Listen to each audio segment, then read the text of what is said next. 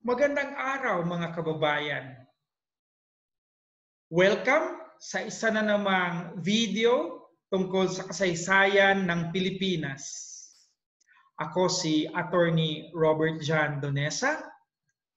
Ako'y isang guro sa Baliwag Polytechnic College at ang atin pong pag-uusapan sa araw na ito ay ang pag-aalsa sa Cavite noong 1872.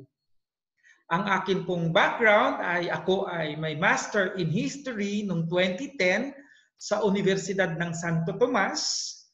Meron din akong Bachelor of Laws noong 2004 sa Universidad din ng Santo Tomas at Bachelor of Arts in History noong 1997 sa Mindanao State University. Ang pag-aalsa sa Cavite, 1872.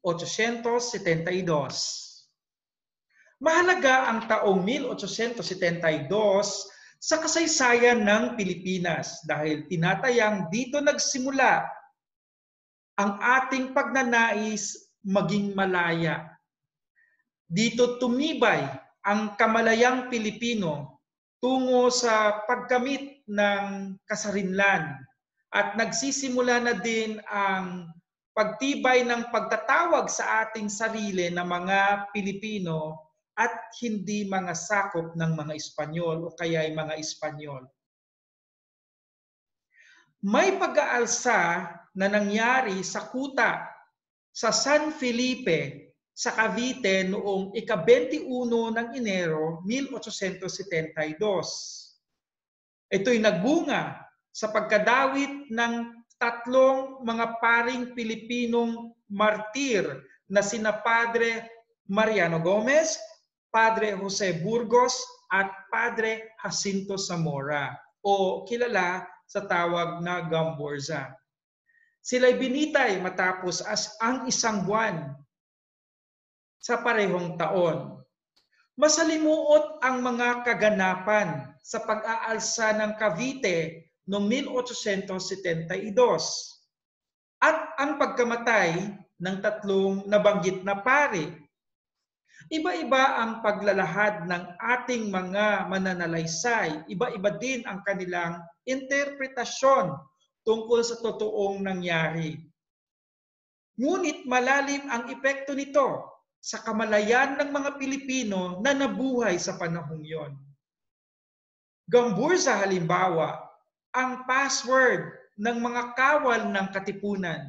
Kung matatandaan, ang kawal ang siyang pangalawang antas sa pagiging kasapi ng kataas-taasan katipunan ng mga anak ng bayan o KKK sa ilalim ni Gat Andres Bonifacio. Inihandog naman ni Dr. Jose Rizal ang kanyang pangalawang nobelang El Filibusterismo kina Gamborza sa alaala ng tatlong pari.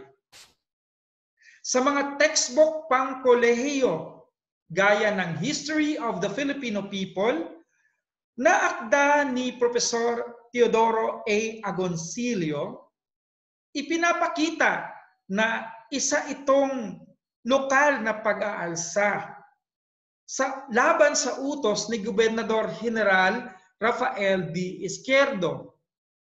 Tinanggal ng general ang mga benepisyo ng mga manggagawa sa arsenal ng Cavite tulad ng walang buwis sa kanilang mga sahod at walang sapilitang paggawa o polo e servicios personal. Sinulat ni Teodoro A. Agoncillo na nabigla na lamang ang mga manggagawa nung nakita nila na ang kanilang kakarampot na sahod ay bigla na lang nabawasan ng buwis. At tinataya na ang lokal na welgang ito ay pinalaki ng mga otoridad at ginamit upang lipulin at alisin sa kapuluan lahat ng mga militanteng pare, mga negosyante, mga abogado na hindi kanais-nais at yaong mga humingi ng mahigit na malawak na karapatan kaysa kanilang mga tinatamasa. Ang ibang manunulat naman ay nagpahayag na ito'y mga pakana lamang ng mga praile upang madawit ang mga aktivistang tulad ni Padre Jose Burgos at ang mga kasamahan na nito. Sa akda ni Nick Joaquin, sinulat niya na ang mananalaysay na si Manuel Cuerva y Artigas ay nagsasabing ito'y pakana ng mga praile. Nagmi-meeting ang mga hepe ng mga kaparian at sila ay nagdesisyon na alisin sa kanilang landas si Padre Jose Burgos. Si Padre Jose Burgos ay marubdob na nananawagan na ibalik sa mga paring sekular ang mga parokyang nararapat naman na sila ang nangangasiwa. Ito'y binigay sa mga korporasyon ng mga pari tulad ng Recoletos at Dominicanos.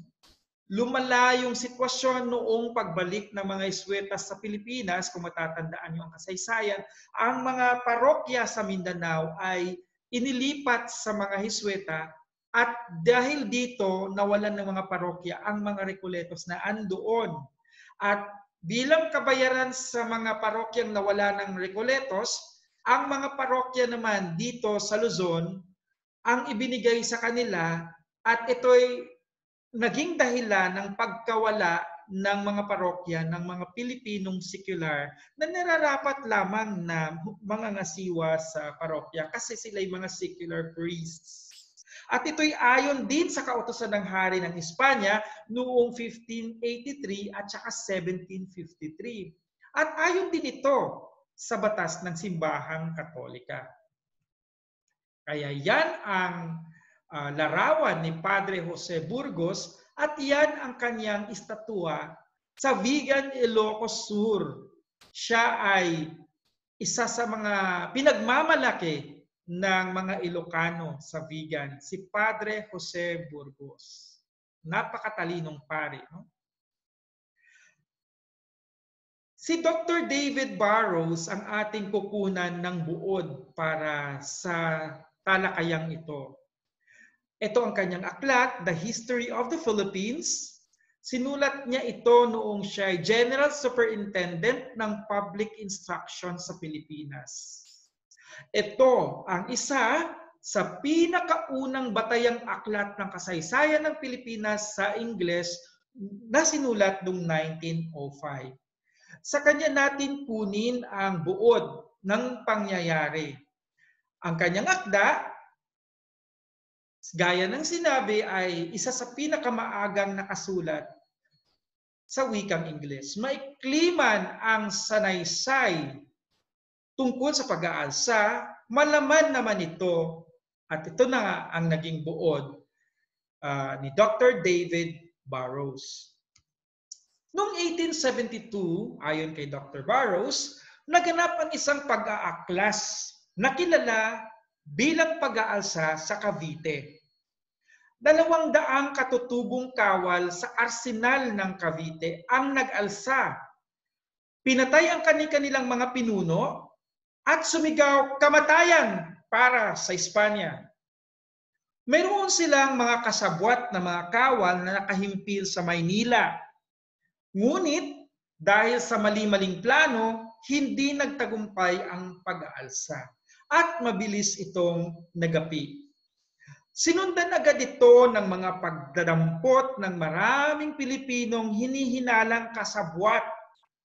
Karamihan sa mga dinampot ay yaong mga nagtataguyod ng mga ninanais na pagbabago noon pa mang panahon ng panunungkulan ni Gobernador General Maria de la Torre y Navacerrada, 1869 hanggang 1871. Kasama sa dinampot sina Padre Mariano Gomez, Padre Jose Burgos, at Padre Jacinto Zamora. Dinampot din ang mga kilalang mga mamamayan tulad nina Don Antonio Maria Regidor, Don Joaquin Pardo de Tavera, Don Pedro Carillo at iba pa. Hinatulan naman ng kamatayan ng sangguniang ng digmaan ang 41 pang mga kalahok ng kaguluhan. Binaril sila noong umaga ng ika-27 ng Enero 1872 sa Bagong Bayan. Noong ika-6 naman ng Pebrero, ang sanggunian ng digmaan ng Maynila ay nagpataw ng parusang kamatayan sa 11 pang kawal. Ngunit binaba ito ng Gobernador General sa parusang habang buhay na pagkakulong. Noong ika-15 ng Pebrero, ang sanggunian ng digmaan ay nagpataw muli ng kamatayan, ngayon naman sa 3 pari na yung pinakita kanina na si Padre Mariano Gomez, Padre Jose Burgos at Padre Jacinto Zamora. Sinama sa pagbitay ang nagdawit sa kanila na si Ginoong Francisco Zaldoa. Binitay sila sa paraang garote o pagsakal noong ika-17 ng Pebrero 1872. Ngunit may nananatiling mga katanungan. Ano nga ba ang tunay na nangyari sa pag-aalsa sa Cavite noong 1872? Sino-sino ang mga nasa likod ng pag-aaklas nito? At ano ang kinalaman ng 3 paring sina Padre Gomez, Burgos at Zamora na naging martir dahil sa pangyayari? Ang mga kasagutan ay maaari nating isangguni sa mga dokumento upang malaman ang tunay na pangyayari sa pag-aalsa sa Cavite. Una na rito ang mga sulat mismo ni Gobernador General Rafael D. Izquierdo. Mapalad tayo na sa Philippine National Archives may naiwang mga sulat si Gobernador General Izquierdo. Una na rito ang komunikasyon numero 373 al Ministro de Ultramar, 22 de Enero 1872, Insurgent Records sa Cavite, no? na nasa Philippine National Archives. Tinatayang ang ulat na ito ay sinulat niya ilang oras matapos ang kaguluhan ng pag-aalsa noong 1872. Ang pangalawang sanggunian naman ay sulat din ni Gobernador General Izquierdo, ang Komunikasyon 390 del Capitan General dando una completa información al ministro de Ultramar sobre la insurrección 1872 en Cavite, 31 de enero 1872. Documento número 117. Insurgent Records Cavite na nasa Philippine National Archives. Sinasabing ang ulat na ito na sinulat niya sa Minister of Overseas Colonies o Ministro de Ultramar ay may mga pagbabago dun sa una niyang ulat dahil natanto na niya, napaghimay-himay na niya at na-verify na niya ang mga informasyon.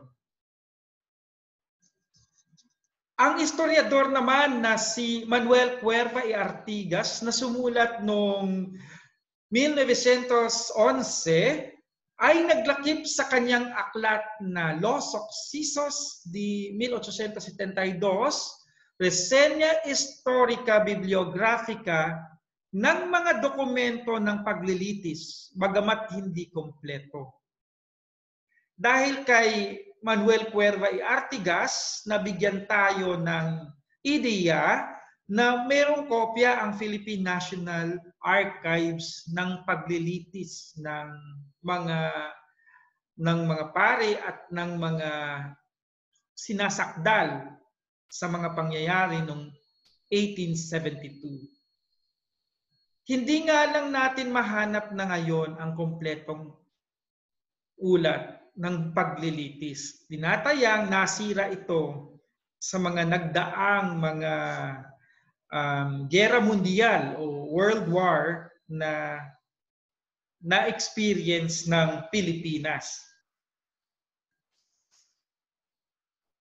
Si Enrique Tovar naman, kasapi ng hukumang militar na lumitis sa mga nasasakdal, ay sumulat sa direktor ng Diaryong La Iberia noong ika-19 ng Pebrero 1872 upang iulat ang mga nangyayari. Kumbaga, in-inform niya ang Madrid at siya ay kapanipaniwala gawa ngang isa siya sa mga umupong huwes na lumitis sa mga nasasakdal dahil sa pangyayari.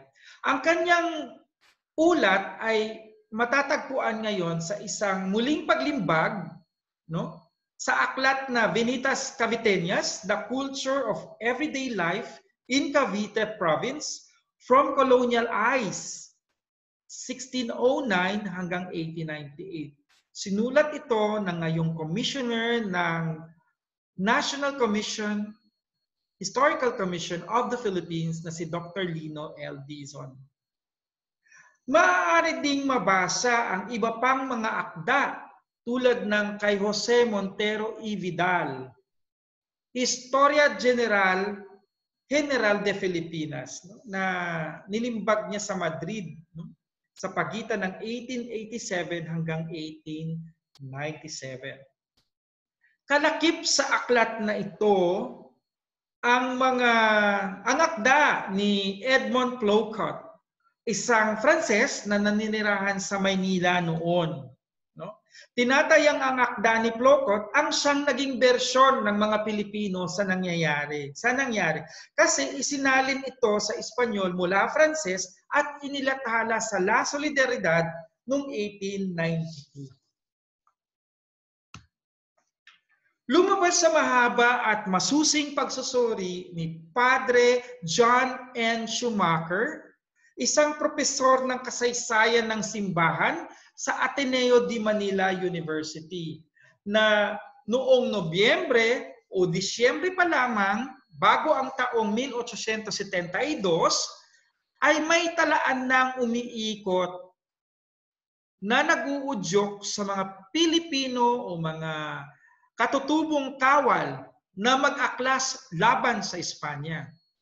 Inamin ito ni Sargento Bonifacio Octavo sa isang pagsisiyasat sa kanya, no, noong Setyembre 1872. Isa siya sa mga nahuli at inamin niya na isa siya sa mga naimbitahan o iniinganyo ng mga nag-aklas na sumali. Ngunit, hindi niya ito sinalihan. Inamin niya na nilapitan siya ng isang korporal ng mga marino na si Corporal Pedro Manonson upang magpatala. Nakilala din niya ang sibilyang si Francisco Zaldoa at si Sargento Lamadrid at iba pang mga pinuno. Nakadiig din niya ang mga korporal ng Rehimiento 7 na tiniyak sa kanya na ang buong rehimiento ay nangakong mag-aklas. Sabi ni Bonifacio Octavio na ang rehimiento 1 at 2 na nakahimpil sa Maynila ay nakatakda ding sumanib sa pag-aaklas. Ang layunin ng pag-aaklas ay patayin lahat ng mga kalalakihang Espanyol kasama ang mga praile at iproklama ang kalayaan ng Pilipinas. Tinatayang si Padre Jose Burgos ang siyang maging hari ng Pilipinas.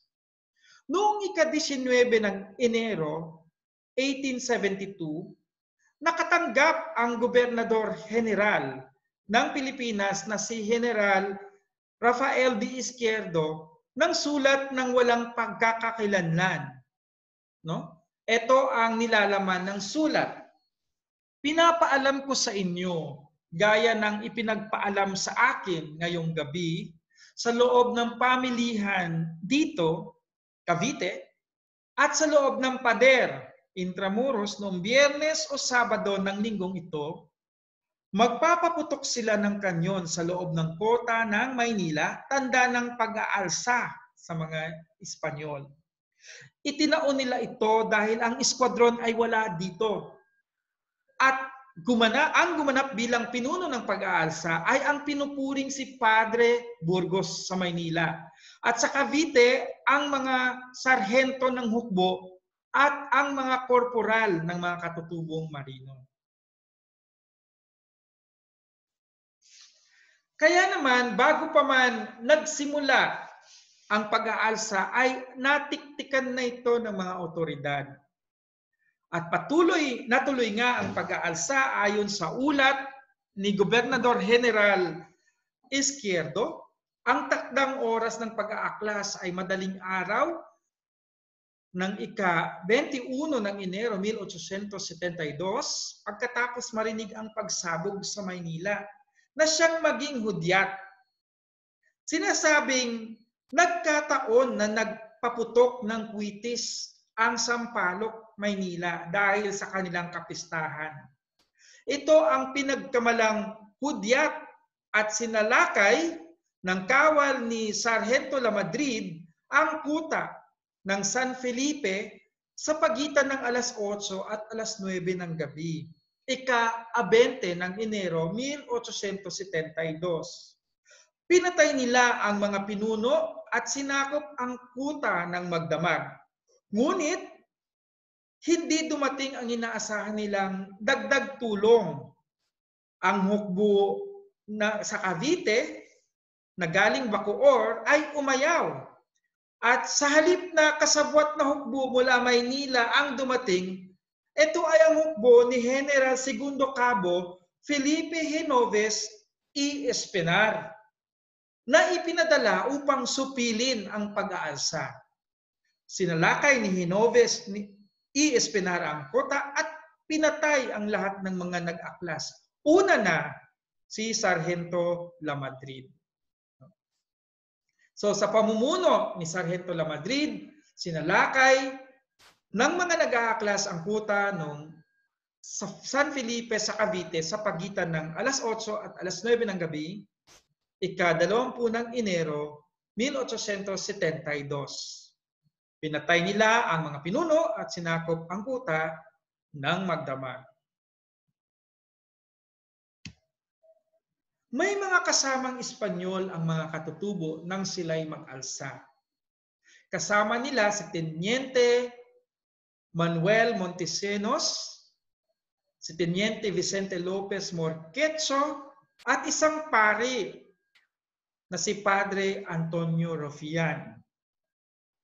Ang isang teniente ay namatay sa sagupaan laban kina Felipe Genoves Espinar, ang pinadalang hukbo ng pamahalang Espanyol. At nagtaka naman ang ating manunulat kung ano ang ginagawa ng mga padre na si Padre Antonio Rufián sa loob ng kuta kasama ang mga nag-aklas. Noong ika-21 ng Enero 1872, bago pa man matapos ang pag-aaklas ay hinuli na sina Padre Jose Burgos, Padre Jacinto Zamora.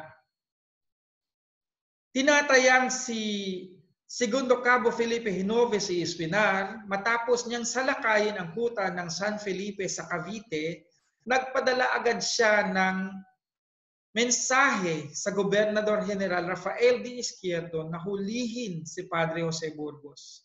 Si Padre Jose Burgos ang bukang bibig ng mga tao sa Cavite, na siya ang may pakana sa pag-aalsa. Noong simula ng ika-23 ng Enero 1872 hanggang sa ika-20 ng Pebrero, sunod-sunod namang pinagdadampot ang mga sumusunod. Si Padre Jose Guevara, Don Joaquin Pardo de Tavera, Padre Bartolome Serra, Padre Mariano Gomez, Padre Feliciano Gomez, Don Enrique Paraiso, Padre Pedro Dandan, Padre Anacleto Desiderio, Padre Miguel de Lasa, Padre Justo Guazon, Padre Vicente de Rosario, Don Gervasio Sanchez, Don Pedro Carillo, Don Maximo Inocencio, Don Balbino Mauricio, Don Crisanto de los Reyes, Don Ramon Maurente, at Don Maximo Paterno, at iba pa. Ito'y kalipunan ng mga kapariang naghahangad ng pagbabago sa sistema na pinapalakad ng mga Espanyol, mga negosyante, mga abogado at mga kilalang mga mamamayan na naghahangad na ang mga kalayaan na tinatamasa ng Europa ay sana matamasa din sa Pilipinas. At sila'y nagpakitang gilas nung panahon ni Gobernador General Carlos Maria de la Torre. Ang minamahal na Gobernador General sa lahat ng mga Gobernador General na Espanyol. Siya ang pinakamamahal ng mga Pilipino. Nakinig sa mga bulong-bulong ang bagong Gobernador General na si Gobernador General Rafael D. Izquierdo. Kung sino ang maugong na pangalan na kanyang naririnig sa mga nagsulsul sa kanya ay pinapadampot niya kaagad kahit wala itong kinalaman sa pag-aalsa. At kung babasahin ang kanyang mga sulat at mga ulat, matatanto na siya ay desididong ipatapon sa Marianas, sa Guam, sa Ceuta, sa Cartagena, at sa iba pang lugar, ang mga kanyang mga narinig na mga pangalan. Kasi ayaw niya ng mga makakaliwa sa Pilipinas sa panahon ng kanyang panunungkulan. Ang iba naman ay pinabitay niya. Kaya binitay ang 3 pari na sina Gamborza sa Garote noong 17 ng Pebrero 1872 kasama si Francisco Zaldoa ang nagdawit sa kanila. Ang pag-aalsa na ito ay nagbunga rin ng pagpapatapon sa Marianas at sa iba pang mga lugar na mga pari na tulad ni Padre Jose Guevara na masigasig na nakipaglaban sa karapatan ng mga paring Pilipino. Binitay ang 3 pari na nabanggit. Ipinatapon din sina Ginoong Enrique Paraiso, Maximo Inocencio at Crisanto de los Reyes sa Ceuta, sa Hilagang Africa, at kalaunay sa Cartagena sa loob ng 10 taon. No? Pinatapon din ang mga ngalakal, no? At iba pang mga kilalang tao sa Pilipinas. Ayon sa pag-aaral ni Padre John N. Schumacher, isang profesor ng kasaysayan sa Ateneo, 3 pangkat ang nakita niya, no? Nadadawit sa masalimuot na sapot ng salaysay sa pag-aalsa sa Cavite. Nandiyan ang mga pangkat ng reformista at mga mangangalakal at mga abogado sa Maynila na nagsulong ng mga pagbabago at nagnanais ng kalayaang tinantamasa sa Europa. Nandiyan ang grupo ng mga praile na hiniling ang kanilang pagbabalik ng mga parokya na hawak ng mga regular sa kanila na kinuha sa kanila, no, at ibinigay sa mga korporasyon ng mga praile, no. Ang 2 pangkat na yan, reformista at mga pare ay bagamat magkaiba yung hangarin, iisa lang ang naglalakad ng kanilang ipinaglalaban sa Madrid at yan ay si Don Manuel Regidor. Pangalawa sa pangkat naman ay ang pangkat ng mga manunulat at mga publishers, no? Na sina Federico Lerena sa Madrid at si Jose Maria Basa naman sa Maynila. Sila ang naghahangad ng mga pagbabago, ngunit sa pamamagitan ng mas maigting na paraan. At iyan ang pagsusulat sa pahayagang El Eco Filipino.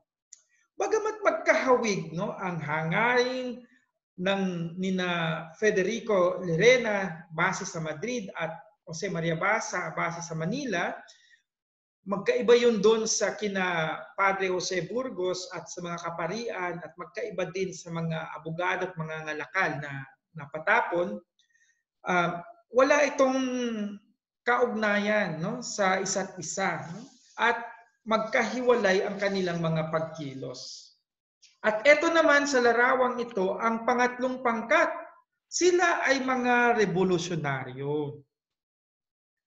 Lumalaban itong tatlong ito. Binubuo ito ni na Maximo Inocencio, Crisanto de los Reyes at Enrique Paraiso. Sila ang may pakana sa pag-aalsa sa Cavite noong 1872.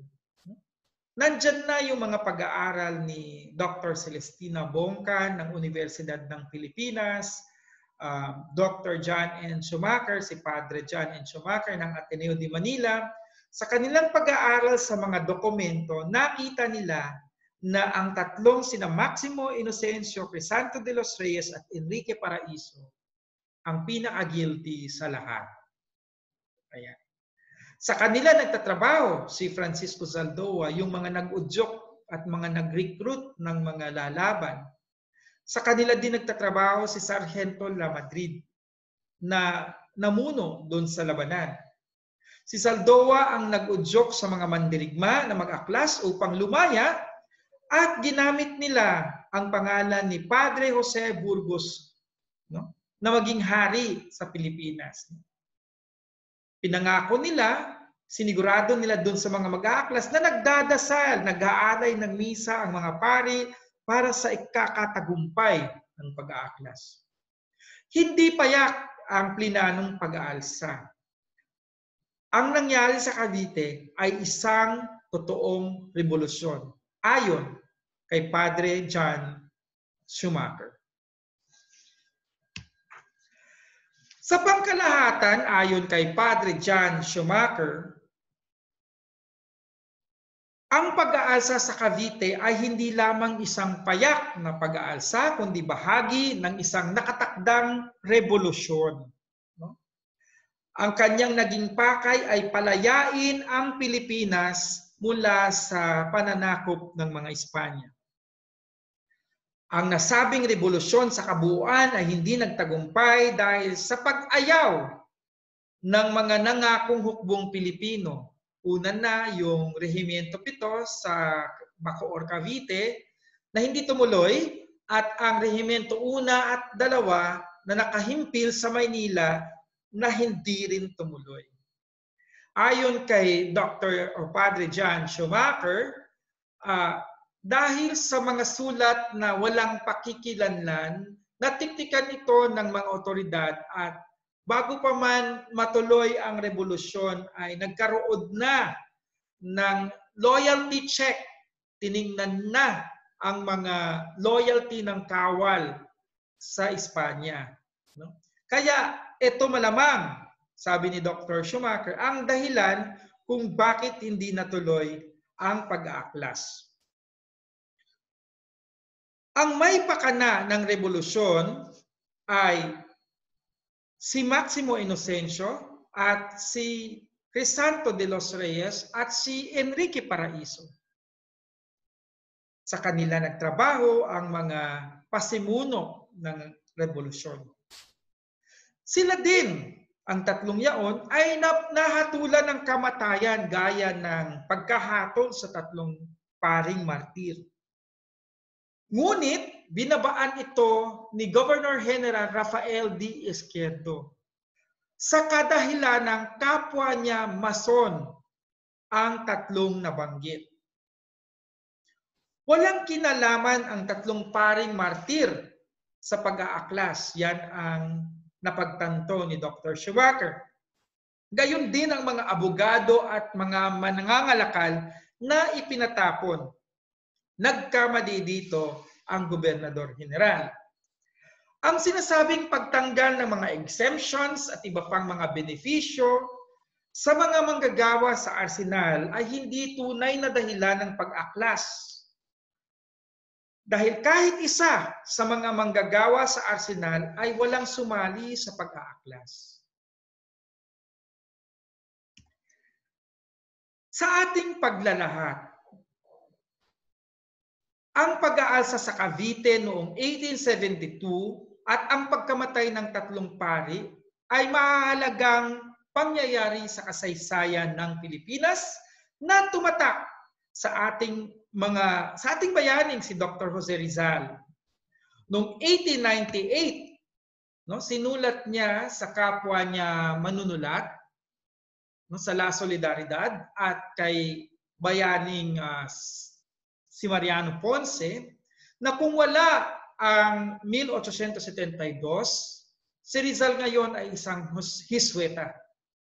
Sa halip na magsulat ng Noli Me Tangere, nagsusulat siya ng kabaliktaran. Dahil sa mga walang katarungan at mga kalupitan ng 1872, ayon kay Rizal, habang bata ako noon, nagising sa aking diwa at isinumpa ko na ituon ang sarili upang ipaghiganti balang araw ang mga biktima nito. At laman nito ng isip, nag-aral ako. Makikita ito sa aking mga akda. Bigyan nawa ako ng Panginoon ng pagkakataon na matupad ang hangaring ito. Bagamat matunog ang kanilang mga pangalan, walang kinalaman ang tatlong pari sa pag-aalsa ng Cavite. Kung matatandaan, nilakad ni Padre Jose Burgos ang kanilang mga hinahangad na pagbabago sa pamamagitan ng paglakad nito sa Madrid at walang indikasyon na nais niyang hihiwalay ang Pilipinas sa Espanya. At ang mga tunay na may pakana ng revolusyon ay sina Maximo Inocencio, Crisanto de los Reyes at Enrique Paraiso. Sa kanila nagtatrabaho si Francisco Saldoa, yung nag-uudyok at sinama na din sa Bitayan. At ang mga ito ay naparusahan din ng kamatayan. Ngunit sina Maximo Inocencio de los Reyes, Paraiso ay binabaan ang kanilang parusa ni Gobernador General Rafael Izquierdo dahil sila ay mga kapwa niya Mason.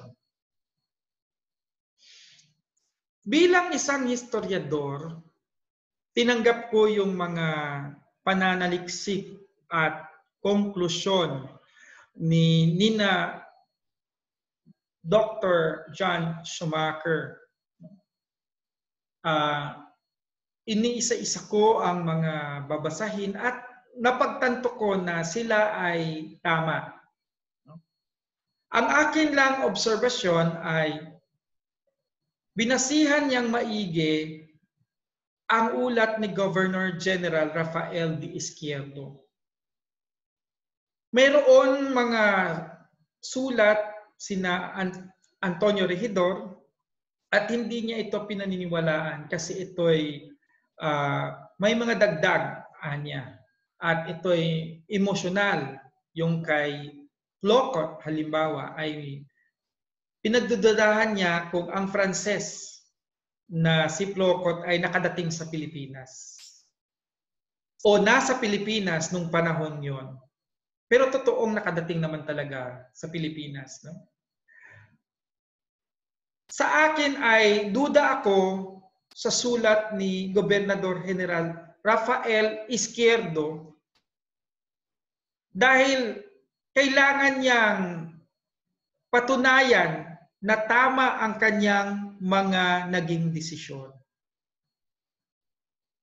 Kailangan niyang patunayan na mayroong koneksyon ang Gomburza kasi kanya itong ipinabitay at ang iba pang mga liberal na mga Pilipino sa panahong yun. Kaya naman, naniniwala ako doon sa konklusyon na isa itong revolusyon, pero hindi ko paniniwalaan lahat ng sinulat ni Gobernador General Rafael Izquierdo.